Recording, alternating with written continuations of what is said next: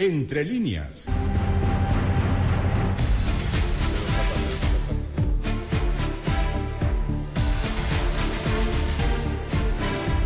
Un espacio de reflexión con entrevistas e información.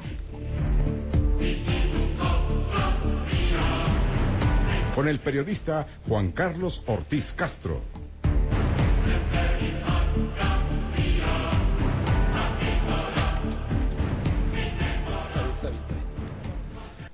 O la sanción definitiva del secretario general, también del partido, y recientemente la salida de otro secretario del secretariado, pues ha dejado descabezado al partido, lo cual yo lo lamento muchísimo.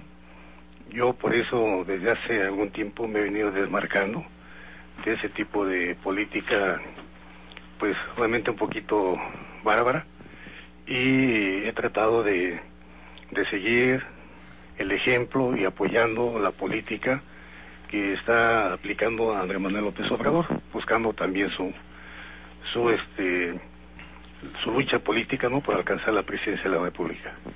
¿Quiénes son realmente los que tienen aquí de alguna manera una representación más importante en el PRD? ¿Es el profesor Guadarrama? Es que ya no sabemos, porque todo indica que es artificial la representación que tiene no solamente el profesor Guadarrama Márquez, sino también Luciano, incluso Isidro Pedraza. Lo que ya sí te puedo decir que tiene el control del aparato y de un grupo muy pequeño de militantes del partido, y por lo tanto no es una fuerza política fuerte, real, competitiva. Entonces es algo artificial. El problema es que la reglamentación del partido ha permitido que esa persona pues controlen, hagan y deshagan dentro del partido, y así ha sido, y eso pues ha venido afectando, ¿no?, las simpatías del partido hacia la sociedad. ¿Está muy disgregado el PRD en el estado? Hay una especie de transferencia de militantes periodistas, como es mi caso, hacia el movimiento que encabeza López Obrador. Morena. Yo creo que no se ha perdido la fuerza del partido. Simple y llanamente están colaborando, haciendo política en todo el estado, para la precandidatura, porque él sigue, para la candidatura, de López Obrador. No solamente del Partido de la Revolución Democrática, sino de los otros partidos, como Movimiento Ciudadano, como el PT, y otras organizaciones no gubernamentales. Pero también militan o ya están muy cerca de otros partidos, del de la derecha, del de centro izquierda, el centro derecha. Sí, efectivamente. Es un transitar por todos lados. Sí, efectivamente, yo creo que se desdibujaron en la elección para gobernador el hecho de que este grupo de compañeros apoyara de manera abierta o soterradamente la candidatura de Xóchitl Gálvez, una panista destacada, una mujer talentosa de derecha, muy cercana a Fox y ahora muy cercana a Josefina Vázquez Mota. Pues realmente hace ver que estos compañeros perdieron la brújula desde hace tiempo. Yo espero que esta confusión que se ha generado no nos vaya a afectar en esta elección del próximo 1 de julio de este año.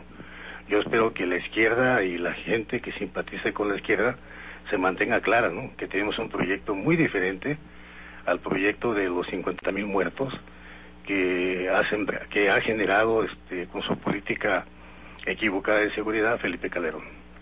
¿Es la izquierda en Hidalgo un grupo importante, representativo? ¿O de plano simplemente es simulación? Yo creo que quedamos, yo me incluyo, ¿no?, lo digo de manera muy humilde, gente que estamos luchando de manera auténtica, ¿no? Yo desde la academia, desde la ciencia y la tecnología, que es lo que yo hago cotidianamente, pero hay gente muy honesta también en las comunidades indígenas, en el campo, en las zonas urbanas, que realmente son del partido, pero que el aparato actual pues no permite, ¿no?, que se oxigene la vida del partido. Yo creo que la mayoría de las personas, si bien ya no estamos haciendo política entre el partido, sí la estamos haciendo con Morena, ¿eh? Yo creo que el grupo se mantiene firme, fuerte. Doctor, sería prácticamente su tercera participación como diputado. Efectivamente. Las primeras 2 veces fue como la vía plurinominal. Tuve que luchar internamente para llegar, y yo creo que jugué un papel importante en esas 2 legislaturas. Ahí están las leyes que lograron concretarse. Por ejemplo, la ley actual de ciencia y tecnología, que es la que reglamenta toda la actividad científica y tecnológica del país desde el punto de vista de la investigación. Otras leyes que tienen que ver con la salud, por ejemplo el tema del genoma humano, que ha dado lugar a la creación de instituciones dedicadas a la medicina no convencional para investigar y curar enfermedades hasta ahora incurables, como el mal de Alzheimer, el mal de Parkinson, la diabetes, el cáncer, etcétera, etcétera, ¿no? Y otras iniciativas, ¿no?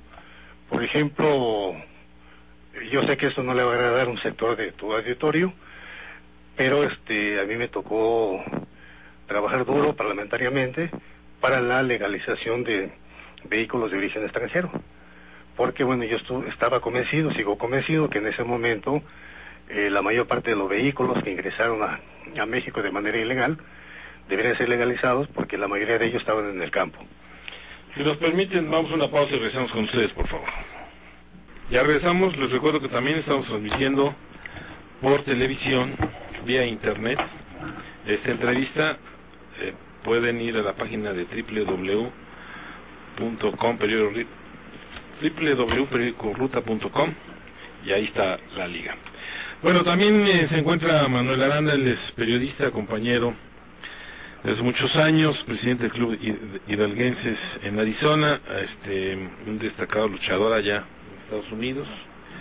Vaya que si te aventaste algunas, ¿verdad? Y también es aspirante, precandidato por la plurinominal, por la Diputación en Hidalgo. Manolo, buenas noches. Buenas noches, Juan Carlos. Pues sí, es una oportunidad que me fue ofrecida de alguna manera. Por supuesto, mi participación o mi candidatura es externa. No soy militante. Como ciudadano. Como ciudadano. Y no solo como ciudadano, sino también hay carteras específicas en el PRD. Se utiliza mucho para indígenas, para migrantes, y ese es el caso.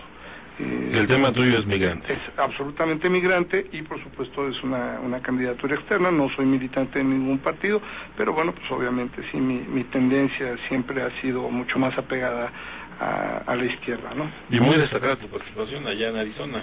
Pues no sé si destacada, pero por lo menos sí auténtica. Bueno, hiciste ruido. Y un poquito honesta. Con eso ya.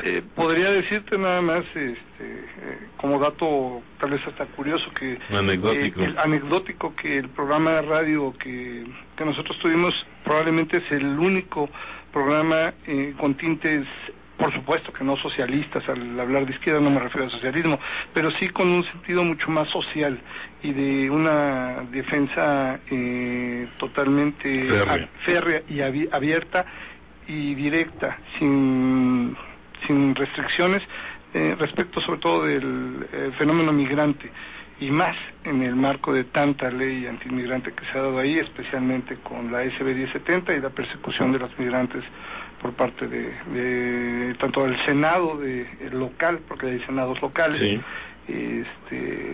y por parte de la policía, específicamente el sheriff del condado Maricopa, el tristemente célebre Joe Arpaio, que esperemos que sí ya se vaya a raíz de esta investigación federal que se está realizando allá.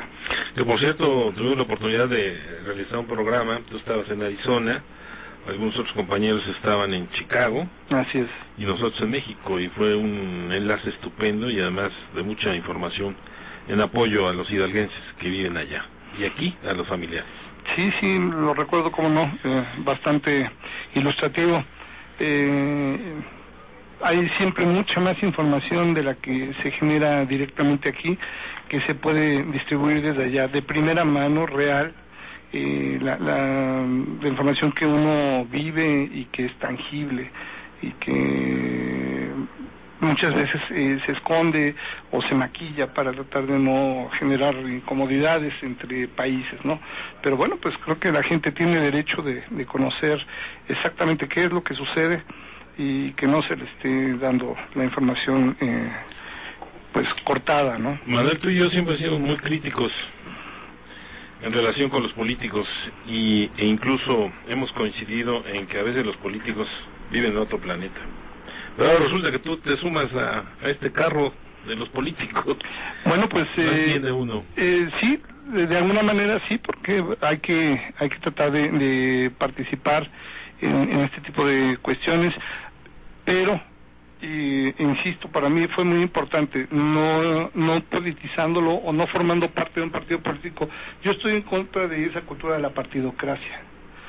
Es un hecho que los ciudadanos debemos de empezar a buscar los espacios, las fórmulas o los vehículos para poder llegar a cargos de elección popular. Desgraciadamente la legislación, como está contemplada hasta este momento, no lo permite, simplemente no lo permite, y aún en el caso de que lo permitiera, la ecuación sería realmente difícil. No me imagino yo a un particular con recursos regulares o siquiera de clase media, con ese tipo de ingresos, tratando de competir con el poderío económico del PRI o del PAN, o del PRD incluso, que es el más limitado, pero nada más... Bueno, habrá que preguntarlo al michoacano, en el DF, a ver si tiene límites. Sí, ciertamente lo es. Sin embargo, sí es importante tratar de buscar esos enlaces. Ahora, ¿cómo poder en un momento dado luchar para que se legisle? Pues es la única manera, y obviamente tiene que ser así. El único resquicio legal que nos permiten es que haya candidaturas independientes que estén avaladas por un partido. Desgraciadamente es la única manera, no hay otra forma de accesar. Bueno, en el caso del PRD es importante que haya un debate de los candidatos, doctor, y parece que rehuyen muchos de sus compañeros a este debate. ¿Por qué? Yo creo que es el temor a sus propuestas políticas. A la realidad. Ese temor a poder contrastarse con otros ponentes con la misma capacidad o experiencia o mayor experiencia que ellos. Yo creo que es parte de la debilidad que tienen como personas en cuanto a su preparación o en cuanto a su, yo lo pondré entre paréntesis o entrecomillado, su liderazgo social. Yo creo que ese es el problema de fondo, ¿no?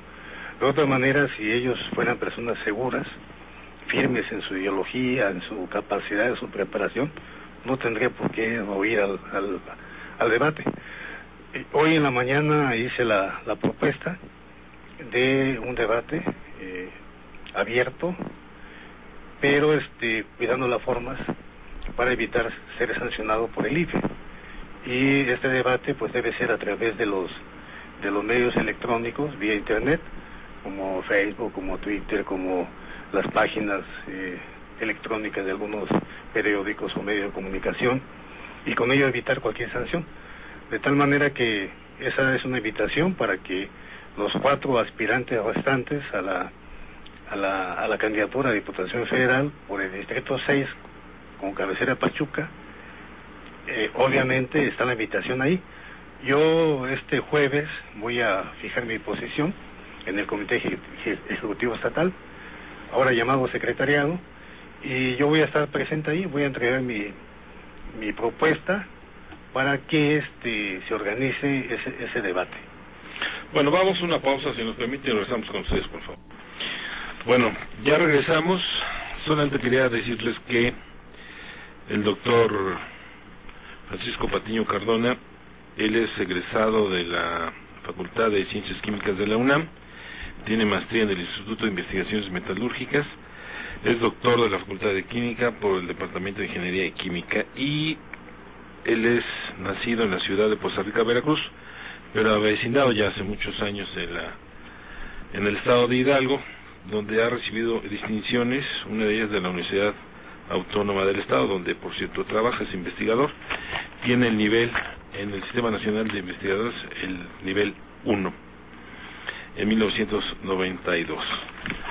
Bueno, doctor, el PRD ha bajado su participación en las votaciones de acuerdo a un listado que traemos. En el 2009 su porcentaje de participación fue del 13.5%, total de votación 771,000 votos. Pero en el 2006 tuvo un importante repunte, 31.83, que fue cuando compitió López Obrador. Entonces prácticamente se cae el PRD. ¿Por qué? ¿Cuál sería la razón fundamental? Por la indefinición ideológica de los dirigentes, tanto a nivel nacional como estatal. Hay mucha rebatinga dentro. Eso ha llevado además a la rebatinga, en la lucha del poder por el poder. Y por los intereses económicos. Por supuesto. Esas alianzas con el Partido de Acción Nacional, que en realidad lo que se buscaba pues era el poder y ganar por ganar. Y estar en nómina y ocupar algunos puestos, algunas delegaciones. Eso vino a dar al traste con el partido, porque ya no se estaba luchando por valores democráticos, realmente no se estaba luchando de manera auténtica por la gente, sino más bien se estaban pagando facturas, en este caso al presidente Felipe Calderón, y obviamente ese entramado se dio muy fuerte con la candidatura de Xochitl Gálvez. Yo creo que esa etapa ha quedado superada, afortunadamente. Yo creo que el gran liderazgo de López Obrador ha venido a unirnos a todos. Nueva Izquierda, todas esas tribus, ¿no? Como IDN y bueno, muchísimas tribus. Prácticamente estamos trabajando para el movimiento de López Obrador. Y nosotros nos estamos planteando seriamente ganar la presidencia de la República con López Obrador. Yo creo que una de las mejores propuestas y esperanzas que tiene la gente, los mexicanos, todavía es la que ha despertado Andrés Manuel López Obrador. Yo creo que es una de las últimas llamadas y la última esperanza que le queda a este país. Este país ya no puede seguir como hasta ahora se ha venido manejando. Doctor, pero mientras eso sucede abajo, en las bases, se están dando con la cubeta por alcanzar una candidatura. Y no nada más en Hidalgo. Ahora vemos el Distrito Federal, cómo está. Vemos en otras partes del país, en Michoacán, en varios estados del país. Yo digo que las bases están unidas en torno al movimiento Morena. De reconstrucción. Exactamente. Las bases están ahí muy bien organizadas. Somos miles y miles, decenas de miles de militantes del partido organizados en ese movimiento, pensando ya en la candidatura de Andrés Manuel. Yo creo que el problema se encuentra en las cúpulas del partido, en la burocracia política que tenemos en el partido. Lamentablemente ese es el problema. Se da el caso, ¿no?, de un presidente del partido a nivel estatal que deja la presidencia de la noche a la mañana y se va a buscar la Diputación Federal. Digo, tiene todo el derecho, pero desde mi punto de vista es una irresponsabilidad. Pero las bases estamos en torno a Andrés Manuel López Obrador. Yo creo que eso es lo más importante. ¿Cómo pedirle al militante que los respalde si en el proceso inmediato anterior fueron juntos con el partido con el que siempre han estado de manera encontrada? Sí, que... ¿Cómo decirles? No pasó nada, vamos a seguir igual. Sí, que ahora no... La burocracia política no está apoyando por ejemplo, a Josefina Vázquez Mota, no está apoyando a Santiago Krill, como en su momento apoyó a Xochitl Gálvez. No, ahora tenemos una propuesta auténtica. Un gran líder nacional, donde 2.5 millones de personas estamos organizados en todo el país, en torno a la figura de la propuesta de López Obrador. Es cierto, el discurso de López Obrador ha cambiado, ya no es aquel discurso fuerte, ¿no?, rijoso, que se calificó de manera rijosa, ¿no?, cuando le robaron la presidencia de la República. Ahora es un discurso coherente, es un discurso... ¿Antes era incoherente? No, yo creo que era coherente en su momento, porque estaba luchando en contra de esa imposición de un presidente ilegítimo, como fue el caso de Felipe Calderón, ¿no? Y creo que no estábamos equivocados. Eso de un presidente que llega por la vía del fraude, pues lógicamente lo que generó al país ha sido muchos tragos amargos, ¿no? El desempleo, la falta de desarrollo económico, cerca de 50,000 muertos, todo eso.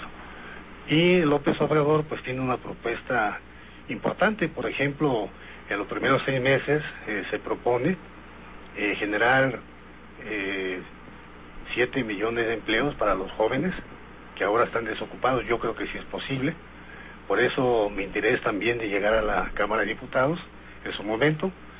Primero tengo que alcanzar la candidatura para poder legislar en ese tema, en el tema del empleo para los jóvenes, en el tema de la educación, destinar mayores recursos a la educación superior, mayores recursos a la ciencia y la tecnología, para poder ofrecerle a los miles y miles de jóvenes que no tienen acceso al sistema educativo superior.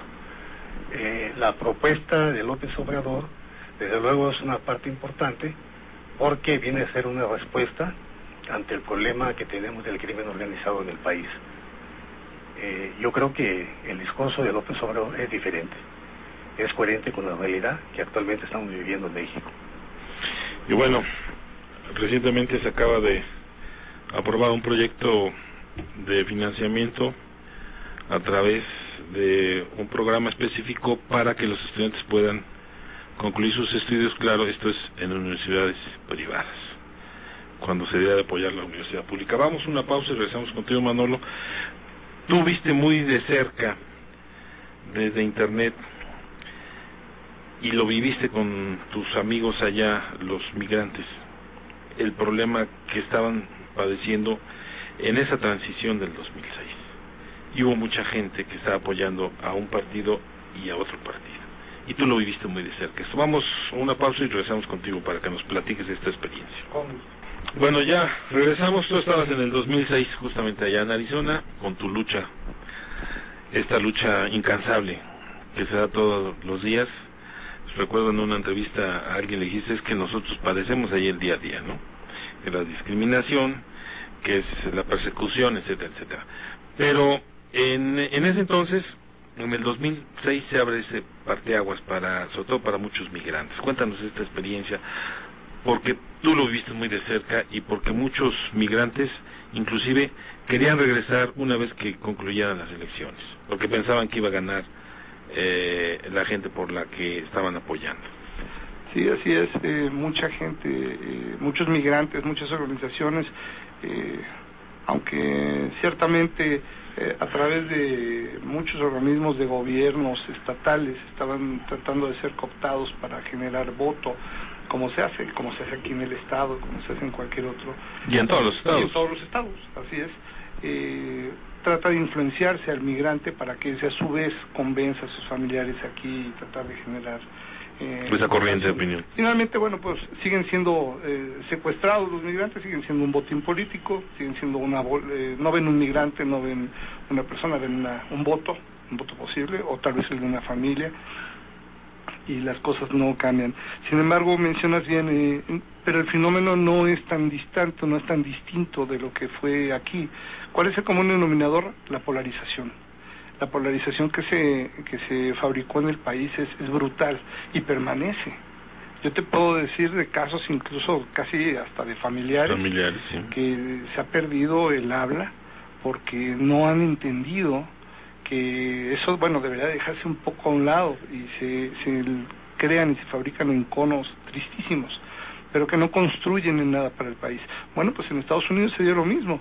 Dábamos micrófono en el programa de radio que teníamos allá, el Zaguán era el nombre, y hablaba gente que estaba tanto a favor de López Obrador como a favor de Felipe Calderón, y se daban hasta con la cubeta, de la manera más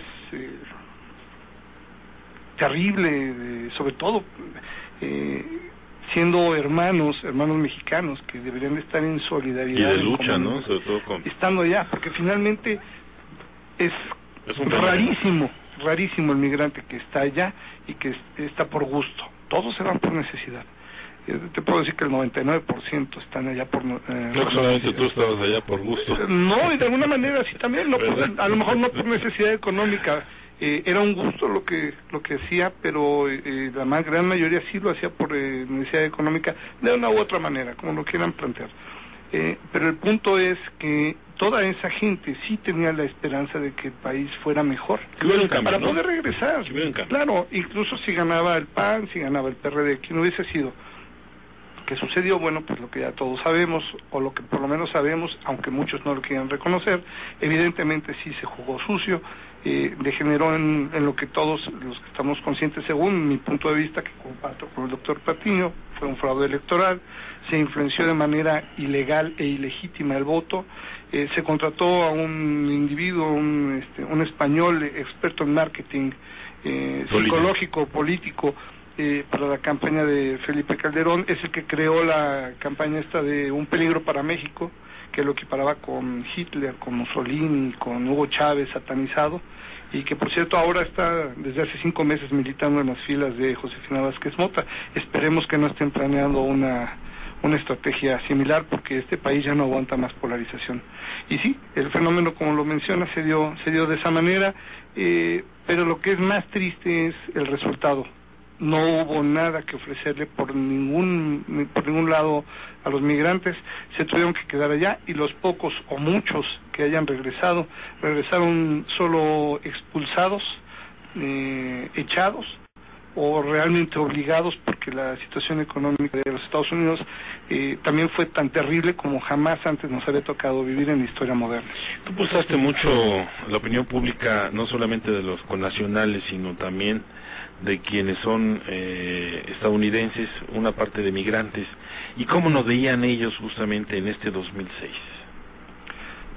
Bueno, pues creo que muchos de ellos tenían la ilusión también de que México pudiese tener finalmente un despegue, un gobierno legítimo y legitimado por el grueso de la población, y que